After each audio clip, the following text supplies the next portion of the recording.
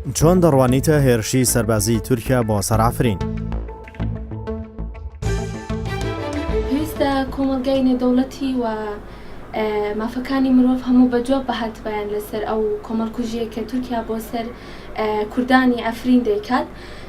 زۆر بەداخەوم بەڕاستی تورکیا خۆی بە وڵاتێکی موسڵمان دەناسێنێت. ئەگەر وڵاتێکی موسڵمانە ئەوە جوان نییە کە هێرشی وا ئەکاتە سەر کوردانی ئەفرین کە ئەوانیش موسڵمانن و هەروەها ئەو منداڵ و پیر و گەنج بە هەمویانەوە هیچ تاوانێکیان نییە بەڕاستی کە ئەو کۆمەڵکوژیان لەسەر دەکرێت.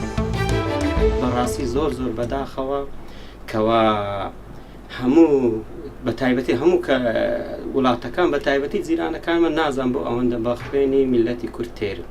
ئەنی زۆر بەداخەوە ئینجا مسلمان بین یاخود نامسلمان مهم ئەوەیە گرنگەکەوێمە لە ناو وڵاتی خۆمان دەربەدەرەکرین لە ناو وڵاتی خۆمان ژیانمان لێ تێکەدرێت. بەڕاستی زۆر بەداخەوە هەم خەتای خۆمانەوە هەم خەتای دەرەچی بەکارمان دێنێ بۆ کاری خۆی و هەروەها ئێمەش لە ناو خۆمان ناتەبین.